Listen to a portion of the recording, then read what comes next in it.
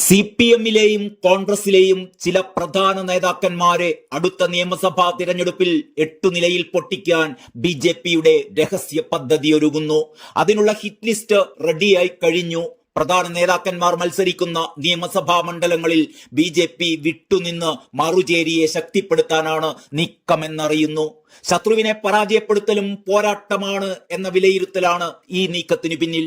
BJP ശക്തമായ മത്സരം കാഴ്ചവെക്കുമെന്ന് പ്രതീക്ഷിക്കുന്ന 40ഓളം സീറ്റുകളാണ് കേരളത്തിലുള്ളത്. എന്നാൽ ഒരിക്കലും ജയിക്കാൻ സാധ്യതയില്ലാത്ത സീറ്റുകളും ഏറെയാണ്. ഇത്തരം സീറ്റുകളിൽ തങ്ങൾക്കെതിരെ നിലപാടെടുക്കുന്നവരെ പരാജയപ്പെടുത്തുകയാണ് BJP-യുടെ തന്ത്രം. വോട്ട് കച്ചവടം നടത്തുന്നു എന്ന ആരോപണം നേരിടാൻ സാധ്യതയുള്ള നീക്കമാണിതെങ്കിലും ഇലക്ഷൻ തന്ത്രം എന്ന് കണക്കാക്കിയാൽ മതി എന്നാണ് BJP-യുടെ ഉന്നത നേതൃത്വം കരുതുന്നത്. എതിരാളിയുടെ പരാജയം ഉറപ്പാക്കണമെന്ന് കരുതി BJP തയ്യാറാക്കുന്ന ഹിറ്റ് ലിസ്റ്റിൽ പെടുന്ന ആദ്യ മണ്ഡലമാണ് ധർമ്മടം എന്ന് മാതൃഭൂമി ന്യൂസ് റിപ്പോർട്ട് ചെയ്തിട്ടുണ്ട്.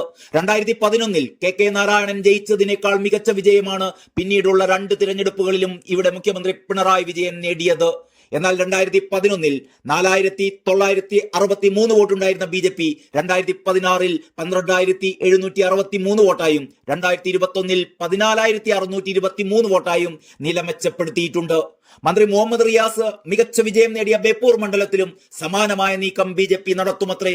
ഇവിടെ BJPക്ക് 26,000-ലധികം വോട്ടുകളുണ്ട്. ഇത്രയും വോട്ട് ഒരുമിച്ച് മറിക്കുമോ എന്ന ചോദ്യം പ്രസക്തമാണ്.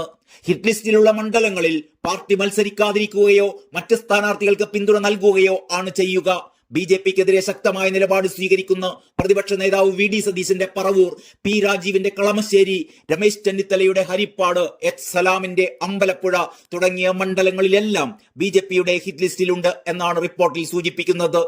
തങ്ങൾക്കെതിരെ കടുത്ത നിലപാട് സ്വീകരിക്കുന്നവരെ നിയമസഭ കാണിക്കരുത് എന്ന വികാരമാണ് ഇതിന് പിന്നിൽ. K മുരളീധരൻ ഏത് മണ്ഡലത്തിൽ മത്സരിച്ചാലും തോൽപ്പിക്കാനുള്ള നീക്കം നടത്തുമെന്നും റിപ്പോർട്ടിൽ സൂചിപ്പിക്കുന്നു. നേരത്തെ ഏക സീറ്റായ നേമത്ത് BJP പരാജയപ്പെട്ടത് K മുരളീധരന്റെ വരവോടെയാണ് എന്നാണ് പാർട്ടിയുടെ വിലയിരുത്തൽ. മാത്രമല്ല BJPക്കെതിരെ കടുത്ത ഭാഷയിൽ നിലപാട് സ്വീകരിക്കുന്ന വ്യക്തി കൂടിയാണ് മുരളീധരൻ. BJP പ്രതീക്ഷയോടെ നോക്കുന്ന വട്ടിയൂർക്കാവാണ് മുരളീധരൻ മത്സരിക്കാൻ സാധ്യതയുള്ള മണ്ഡലം. അങ്ങനെയാകുമ്പോൾ അവിടെ സഹോദരി പത്മജ വേണുഗോപാലിനെ ഇറക്കാനാണ് BJPയുടെ തീരുമാനം. കോൺഗ്രസ് കാര്യമായി പരിഗണിച്ചില്ല, കൂടെ നിന്ന് വഞ്ചിച്ചു തുടങ്ങിയ ആരോപണങ്ങൾ ഉന്നയിച്ചുകൊണ്ട് രാജിവെച്ച് BJP ചേർന്ന വ്യക്തിയാണ് പത്മജ. മുരളീധരൻ മത്സരിക്കുന്ന മണ്ഡലത്തിൽ പത്മജ എതിർ സ്ഥാനാർത്ഥിയായി വന്നാൽ അത് മറ്റൊരു ചരിത്ര നിമിഷത്തിന് കളമൊരുക്കും. ഏതായാലും 2026 നിയമസഭാ തിരഞ്ഞെടുപ്പ് മുൻകാല തിരഞ്ഞെടുപ്പുകളിൽ നിന്ന് ഏറെ ത്രില്ലടിപ്പിക്കുന്നതായിരിക്കുമെന്നതിൽ സംശയമില്ല.